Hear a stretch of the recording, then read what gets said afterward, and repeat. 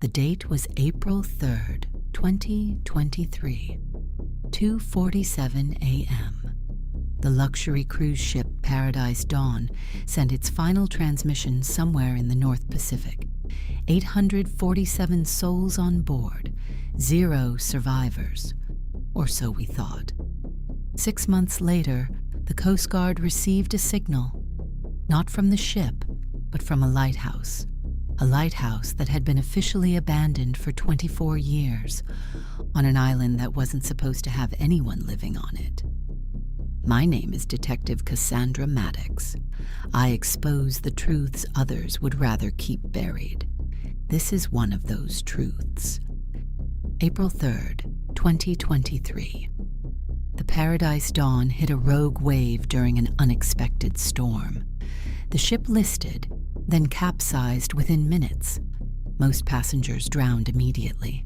Those who made it to life rafts faced hypothermia, exposure. By the time the survivors washed up on shore, only 73 were still alive. They found themselves on a rocky island. No civilization, just dense forest, jagged cliffs, and the wreckage of their ship scattered along the western shore.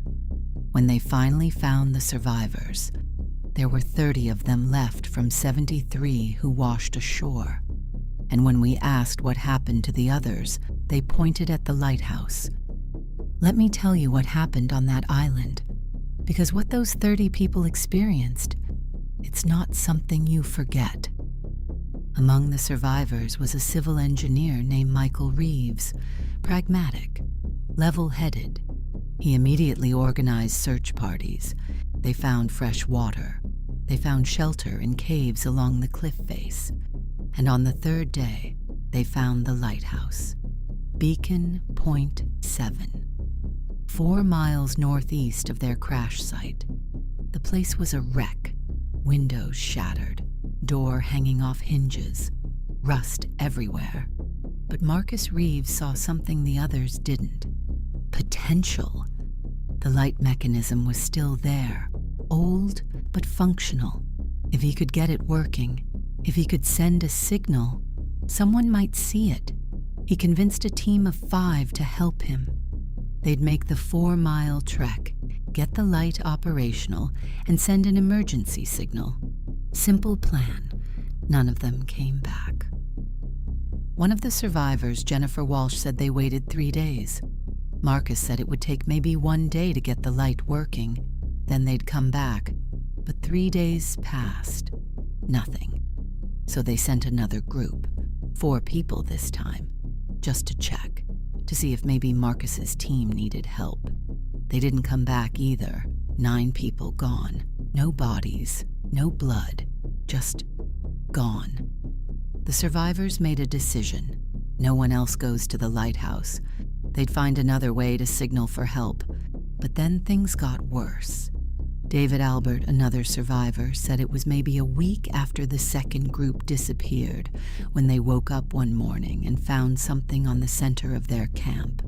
A hand, severed, still wearing Marcus Reeves's wedding ring.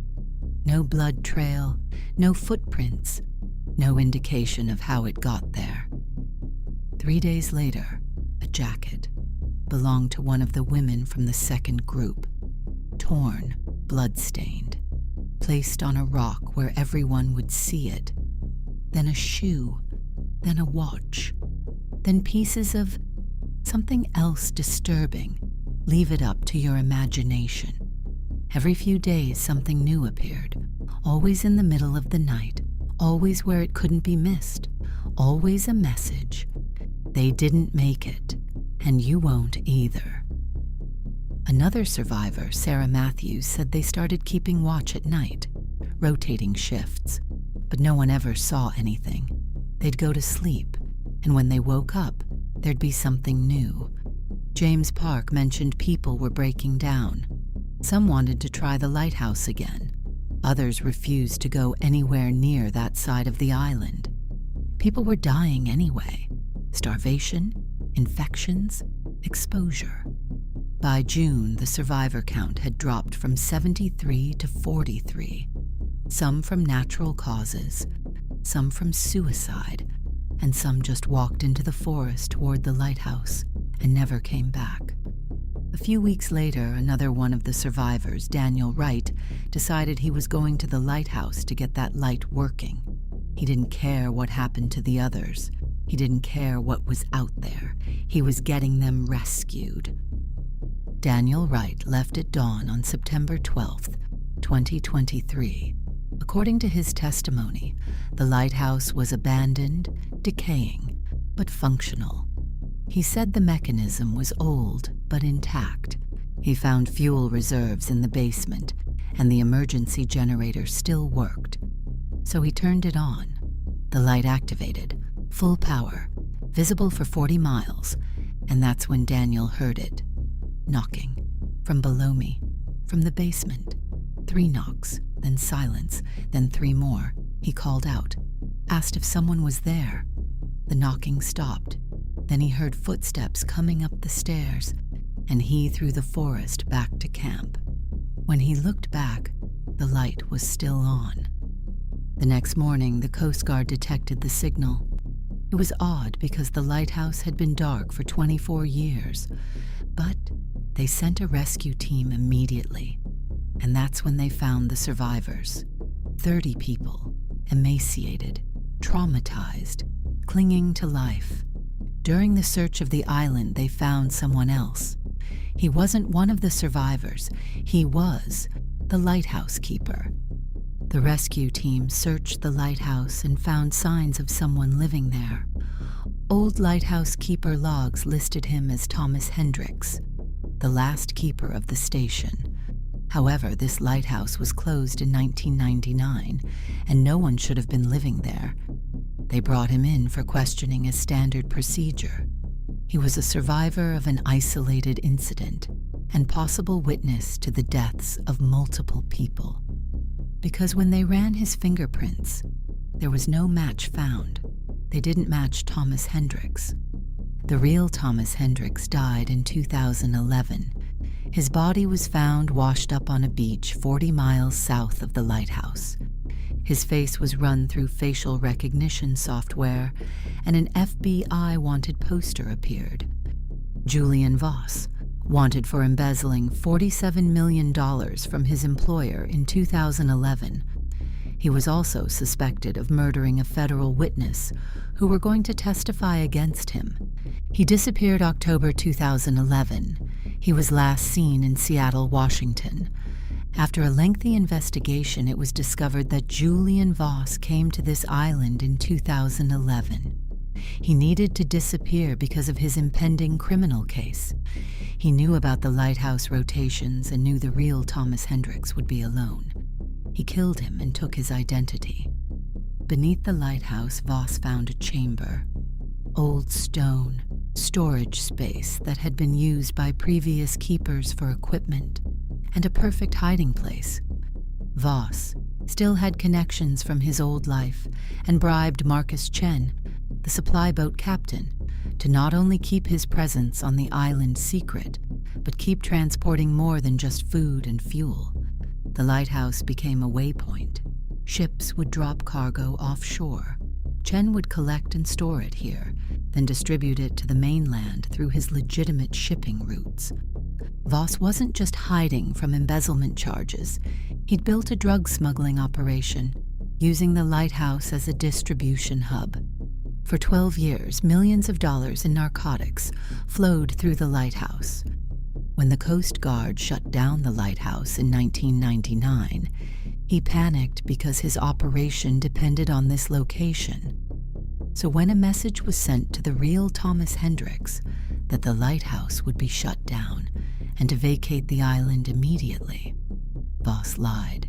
He told them he was leaving, but he stayed. He arranged private supply runs with Marcus Chen. He became his partner, and they kept the operation running for 12 years. And then the ship wrecked. According to Voss, he saw the Paradise Dawn go down, watched it from the lighthouse observation deck. He saw people wash ashore. He knew they would flock to the lighthouse, something he didn't want. He and Marcus Chen had shipments worth tens of millions stored in that basement. and more coming. They couldn't let them discover it, so they killed them. When the first group went to the lighthouse, they overpowered all 5 of them and disposed of the bodies offshore, weighted them down, let the ocean take them. The second group went looking for the first, and they did the same thing. Then they sent messages back to the camp to keep them afraid, to keep them from going to the lighthouse. They'd take a body part and drop it at their camp during the night. Julian Voss and Marcus Chen murdered 43 people to protect their drug empire. Julian Voss was arrested, charged with 43 counts of first-degree murder, drug trafficking, racketeering, and fraud. He's awaiting trial. Marcus Chen was arrested attempting to flee the country. He's cooperating with prosecutors and gave up the entire distribution network. The survivors are receiving treatment, therapy. Most of them will never fully recover from what they experienced on that island. And the lighthouse? The Coast Guard shut it down, permanently this time. They found over $200 million worth of narcotics stored in the basement chambers, equipment for processing, communications gear, and weapons. Further investigation revealed that the lighthouse was one waypoint. There are others, other remote locations, other keepers. This isn't just about Julian Voss and Marcus Chen anymore. This is about a criminal organization that's been operating for decades. The investigation remains ongoing, with no idea when it'll end. If you're still here, you're one of the curious ones. Stick around. The next mystery's already waiting.